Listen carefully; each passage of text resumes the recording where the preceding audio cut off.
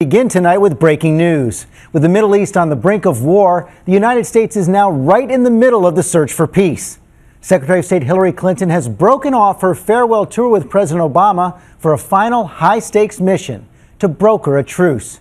It's a mission both she and the president have shied away from for most of Obama's first term, when they could shape American foreign policy all through his second. As we come on the air, Secretary Clinton is planning to shuttle between all the major players. Our team has been reporting from the field all day, and we begin with ABC's Matt Gutman in Jerusalem. Good evening, Matt. Good evening, George. This could be Secretary Clinton's final mission and quite possibly her most important one. She could be the key player in brokering a truce in this bloody conflict, and tonight all eyes are on her.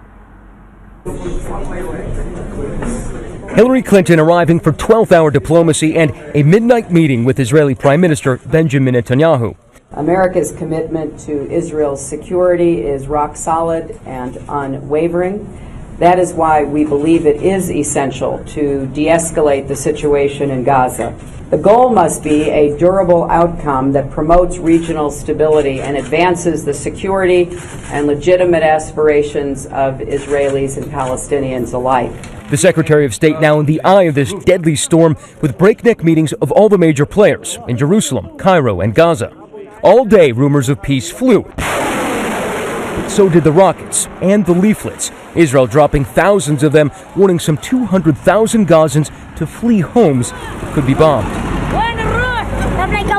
And they fled, with mattresses and luggage piled high on donkey carts and rickshaws. As Israel cratered entire blocks tonight, 1.7 million Palestinians remain in harm's way.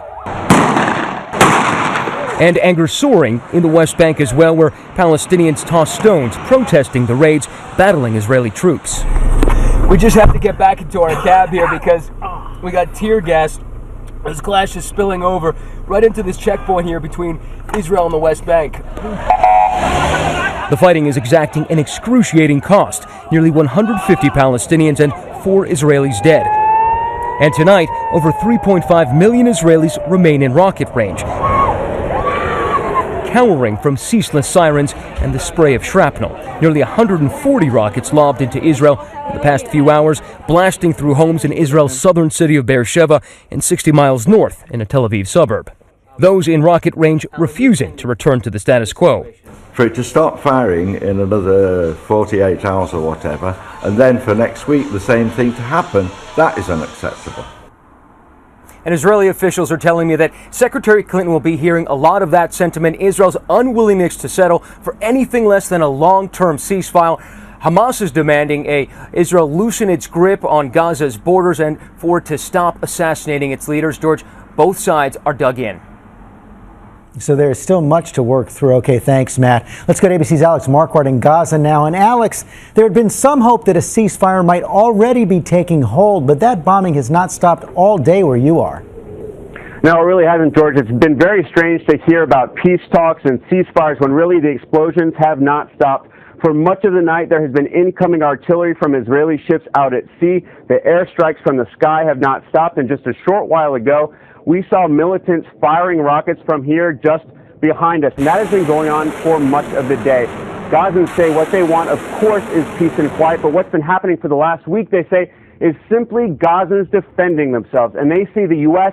as completely siding with Israel. So while they would like to see a ceasefire, they say that true peace cannot come along until Israel stops targeting people here in the Gaza Strip and that blockade of Gaza is lifted. George? Alex Marquardt, thanks very much.